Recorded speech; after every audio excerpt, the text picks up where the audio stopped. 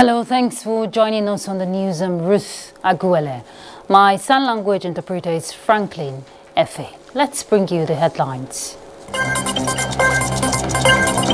President Tinubu in Riyadh, Saudi Arabia for Saudi Africa Summit. Nigeria's First Lady tasks armed forces on enlisting more women to strengthen fight against insecurity.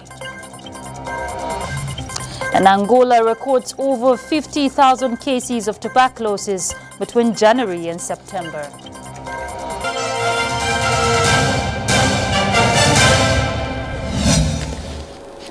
President Bola Tinubu has arrived in Riyadh, Saudi Arabia, to attend the Saudi Africa Summit, which is scheduled to take place on Friday, November 10, 2023. On arrival, he was received with an extended guard of honor and representatives of the Saudi government. Saudi is hosting African countries in a one-day Saudi Africa Summit, which is the first of its kind. In a statement, the presidential advisor on media and publicity, Nigerian, says at the Saudi Africa Summit, the president will underscore Nigeria's commitment to attracting more foreign direct investments and expanding business partnerships, which is strongly reinforced by his administration's ongoing domestic economic reforms. In the meantime, Saudi Arabia authorities announced that it will sign deals worth over $533 million with African countries. Saudi Minister of Finance Mohammed Al-Jaddan said during the Saudi Arab-African Economic Conference, deals will be signed under the auspices of the Saudi Fund for Development worth 2 billion riyals. In his determination to ensure that every segment of society is sufficiently catered for within the ambit of the renewed hope agenda of his administration, President Bola Tinubu has approved the appointment of Mohammed Abba Isa to serve as the Senior Special Assistant to the President on Disability Matters. A statement signed by the Special Advisor to the President on Media and Publicity, Nigerian, Mohammed Abba Isa is a distinguished champion of persons with disabilities with over a decade of experience in local and international advocacy on matters concerning persons with disabilities. The President tasked the new appointee to proactively create avenues of opportunity for inclusion through the inculcation of persons with disabilities requirements and perspectives in policies and programs. The Minister of Information and National Orientation, Mohammed Idris, has said the 2023 supplementary budget signed into law by President Bola Ahmed Tinubu is not insensitive, but a bold and pragmatic response to the pressing and economic challenges Nigeria currently faces. The minister, in a statement by his Special Assistant on Media, Rabiu Ibrahim, urged the 2023 presidential candidate of the Labour Party, Peter Obi, to take the time and effort to acquaint himself with the details of the 2.17 trillion 2023 supplementary budget, which includes allocation for essential sectors of security, agriculture, food security, works and housing, wage increase for workers, students' loan scheme, and social safety nets, among others, all aimed at strengthening the country's economic foundations and improve the living conditions of Nigerians. The statement advised the political opposition to be informed and balanced in the exercise of their rights and refrain from misrepresentation of facts for political gains, explaining that the supplementary budget was derived from the active engagement and consultation with relevant stakeholders who ensure that the budgetary provisions aligned with the needs and expectations of Nigerians. The minister emphasized that, in line with President Tinubu's inclination to accountability and transparency in government expenditure, all items in the supplementary budget have been meticulously scrutinized to ensure efficient utilization of public funds.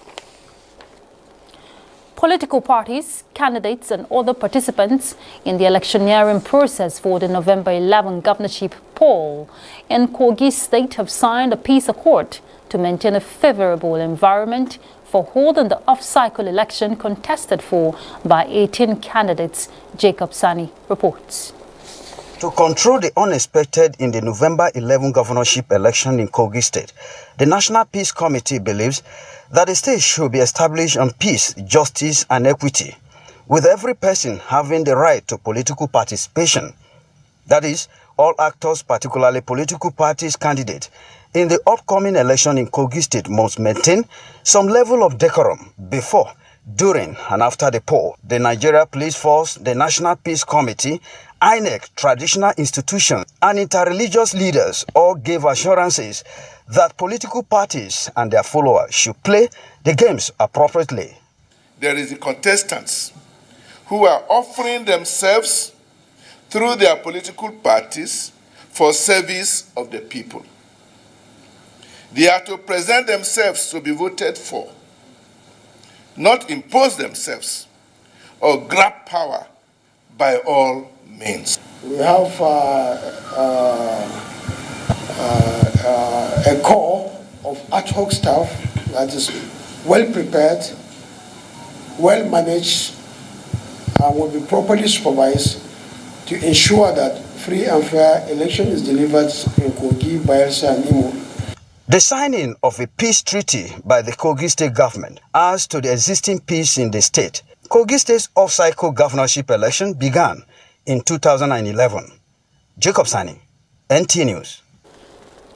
The need for more inclusion of women, youths and people with disabilities in governance has again been re-echoed.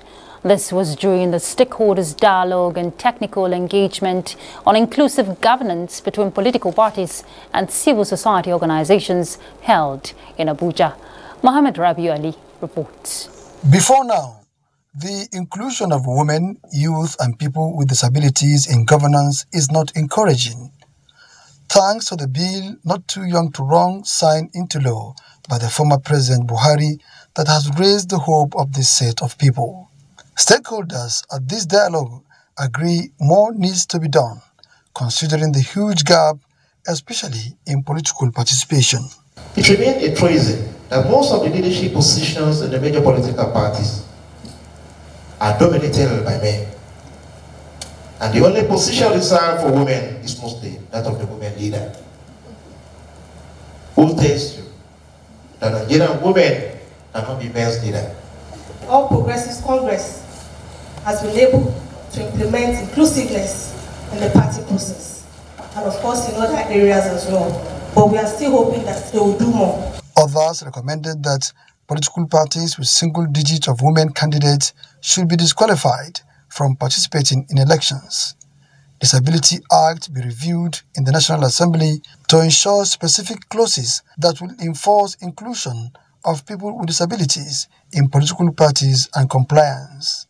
I want you to encourage women with disabilities in your neighborhood to join political parties. That's where we will start asking questions and holding political parties accountable.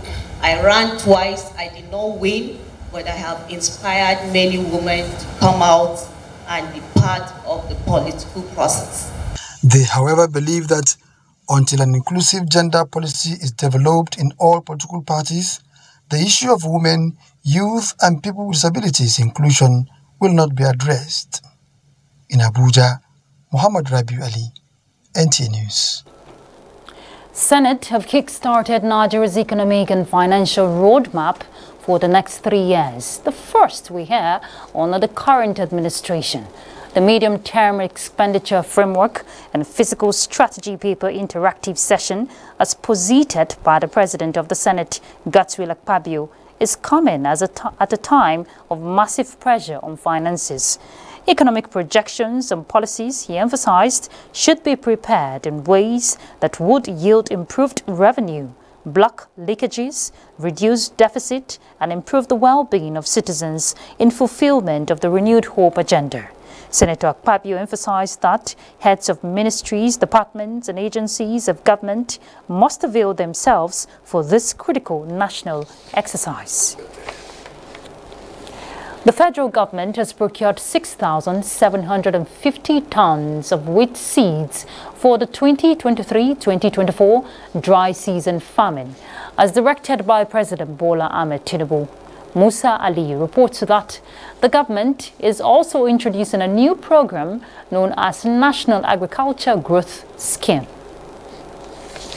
These are agriculture extension experts across Africa in Abuja deliberating on issues relating to food production and security on the continent.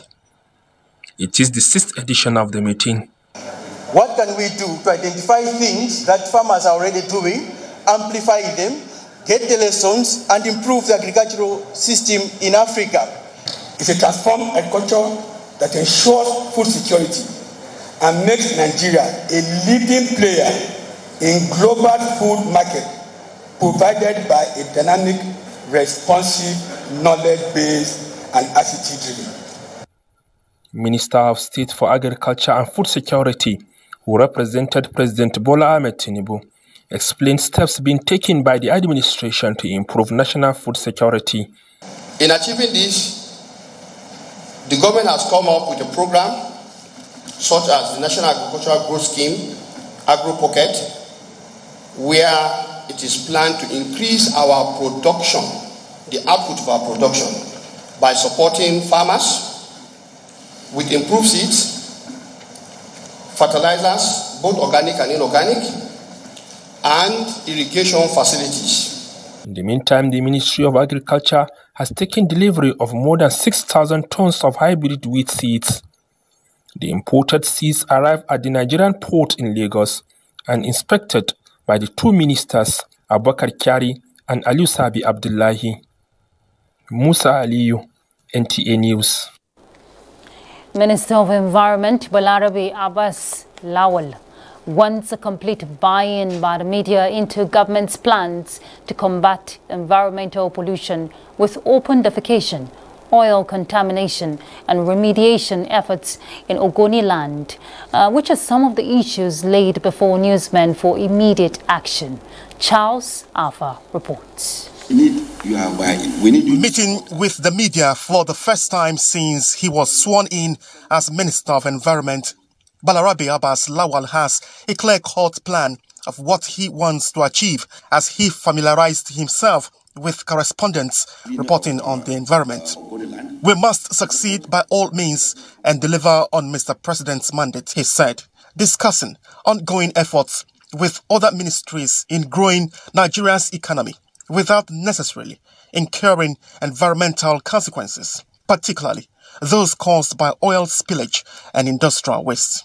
We are rated as very, very badly in the area of pollution, garbage, and the rest of it. So what we are trying to do, we are trying to turn that garbage into wealth. We are trying to create an economy that will not allow for garbage.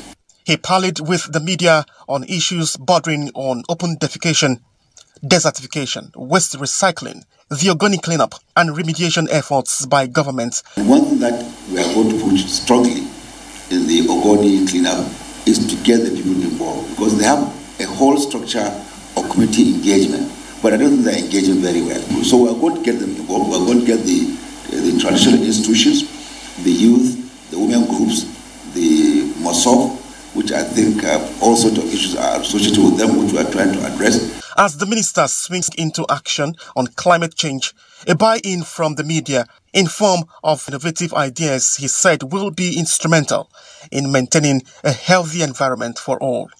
Charles Alpha, NTA News. The Nigerian Armed Forces can enlist more women, thereby drawing more strength in the fight against insecurity by revisiting its laws, making it more equitable and attractive for women to join. Nigeria's First Lady Oluremi Tinubu stated this at a conference on gender mainstreaming convened by the Defense Headquarters in Abuja. State House correspondent NTAi reports. As an institution, the Nigerian Armed Forces has a reputation for promoting gender inclusion in military operations, posting a 27.9% of women participation in peacekeeping mission, surpassing the United Nations benchmark. This conference on gender mainstreaming, organized by the Defense Headquarters, suggests that more can be achieved, particularly for the purpose of meeting security challenges in the country. Represented by wife of the Vice President, Nana Kashim Shettima. Nigeria's First Lady, Oluremi Tinubu, cannot agree more as she applauded the Nigerian Armed Forces for taking the initiative to further deepen gender mainstreaming and inclusiveness in its rank. The theme of the conference, she says, is a fundamental shift, recognizing that not only military strength but protection of human rights alongside other non-military initiatives are required to keep the country safe. To improve on the record so far achieved, the First Lady says the right framework and environment must be in place. Women should not be discriminated against for getting married or bearing children. We can work towards eliminating gender-based violence within security forces and ensuring proper mechanism for reporting and addressing such incidents. For the Minister of Defense, Mohammed Badaru Abubakar, the current administration is not only ready for initiatives that can tackle insecurity in the country, but also committed to bridging gender gaps. The effort by the Armed Forces of Nigeria are in line with the United Nations Security Council Resolution 1325, which recognizes the important role of women in prevention and resolution of conflicts. Chief of Defense Staff General Christopher Musa says its current stride notwithstanding, the Nigerian Armed Forces will strive to do more to build its capacity through gender mainstreaming. The asymmetric nature of current security challenges bedeviling us as a nation brings to bear the need for the military and other security agencies to adopt a more realistic gender mainstreaming strategy to defend and protect women and children who are the most vulnerable group of persons and victims of the consequences of security challenges. The conference drew applause from United Nations agencies as well as the British High Commission in Nigeria. They are on the same page on the need for more implementation and sustainability through institutionalization of gender mainstreaming policies. High point of the ceremony is the launch of the Armed Forces Gender Magazine by the First Lady. From the National Defense College, Abuja, NTAi, NTA News. All right, let's go on a break. We're back. Please stay tuned. 3, 2, 1. Hi. Hello. Oh, can you see me? It's got my name on the cup. Hi, Africa Magic. I would like to say happy birthday. Congratulations to Africa Magic. 20 is a lot. Oh, I was shocked that it's only 20 years of telling stories of passion. Thank you for inclusion. Thank you for training me and raising me. Thanks for nurturing stars. Today, if we are loved and celebrated around the world, Africa Magic has played a key role in that. Happy birthday, Africa Magic. To the best of them all, we love you. congratulations. From Bright, Easy Birubu, Badman Ball, Green Baby Hustler, Allah, Jimmy the Lord God. Champagne.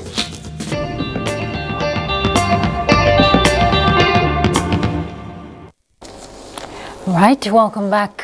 The scheduled flights for domestic and international routes at the Nnamdi Azikiwe International Airport, Abuja, are going on smoothly after early morning disruptions from a faction of the labor union.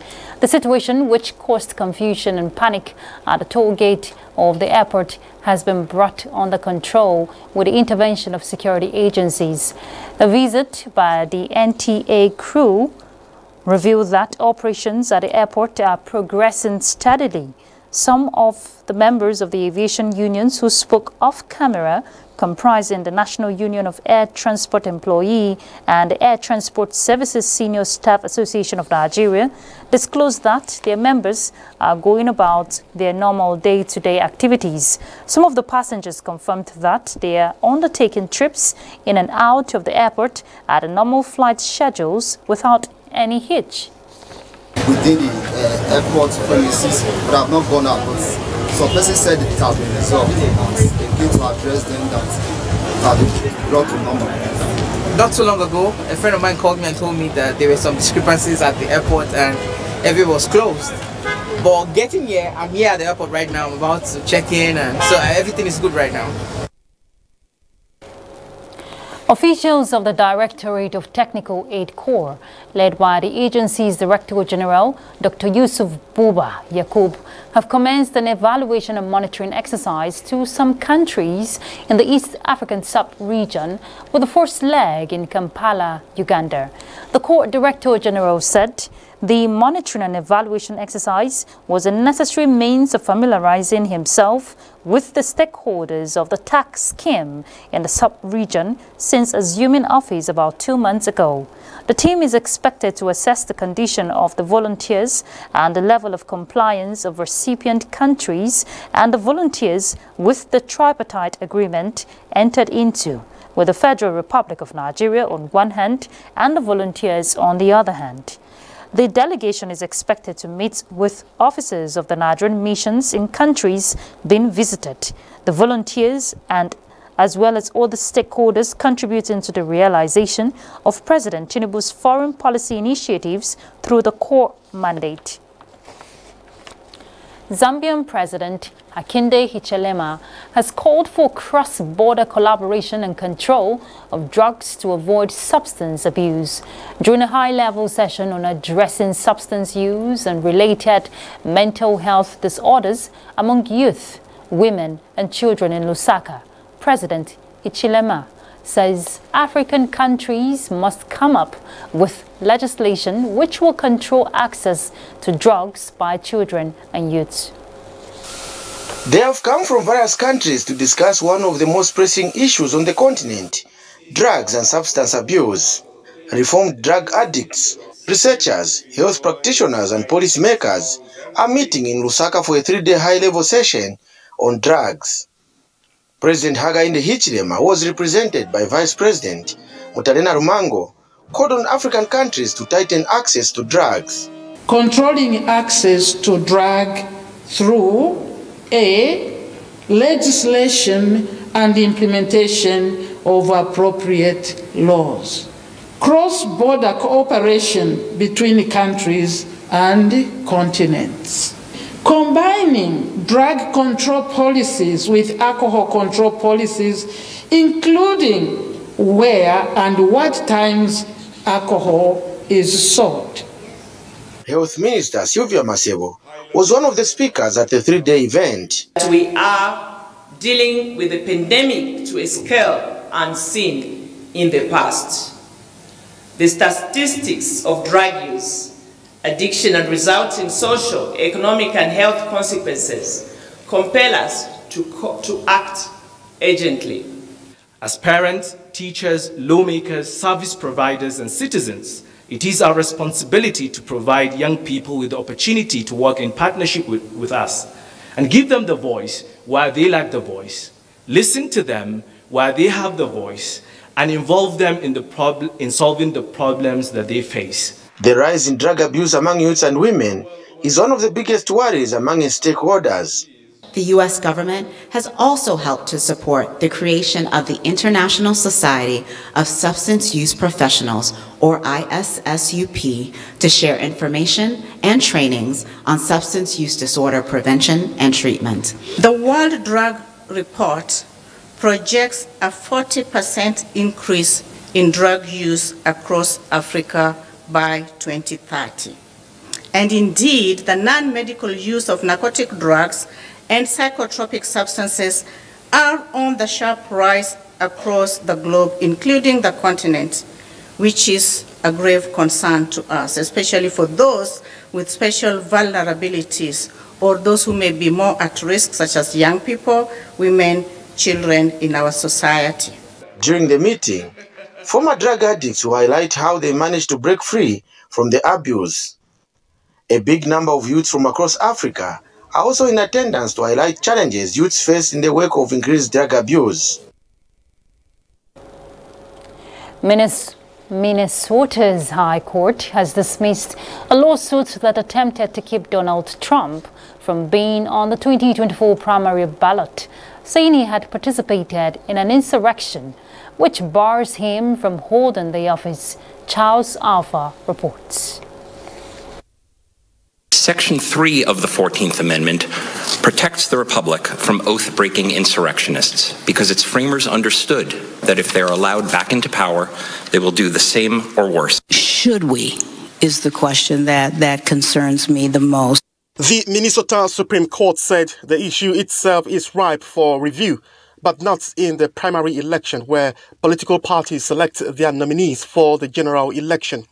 The court said although the Secretary of State and other election officials administered the mechanics of the election, an internal party election to serve internal purposes and winning the presidential nomination primary does not place the person on the general election ballot as a candidate for president of the United States. The Minnesota court heard arguments on 2nd of November and swiftly issued a brief order on Wednesday to allow election officials to move forward with preparations. Reports say nothing in Minnesota law prohibits a political party from putting a candidate in their presidential primary who is ineligible to hold the office. So, there is no error about to occur by allowing Trump's name to appear on the ballot. The court, however, left open the possibility for the plaintiff to file similar claims as they relate to the general election, where such rules do exist. The case is one of the several similar suits filed in the states to bar Trump from the ballots. Charles Alpha, NTA News. At least 50,612 cases of tuberculosis have been reported across Angola from January to September this year. Secretary of State for Public Health, Carlos Pinto de Sousa, said this in Luanda. Here is Charles Alpha again. Speaking at the meeting to reach consensus and validate the National Strategic Plan for Tuberculosis for the period 2023 to 2027, Carlos Pinto said that out of the number, 3,509 were children under the age of 15 and another 387 were cases of incongestion, co-infections of tuberculosis and HIV. In 2022, Angola reported 69,259 new cases of tuberculosis in all its forms. The official said the high burden of morbidity and mortality has negative consequences, for the country's 18 provinces have the capacity to diagnose drug-resistant tuberculosis. He stressed that there are still many challenges in the process of expanding the network of tuberculosis care services, giving as an example, increasing decentralized access to diagnosis and treatment, carrying out follow-up consultations and providing free and uninterrupted supervised medication, strengthening the partnership to expand the community dots. Ciao. Let's have a quick look at Friday's weather outlook.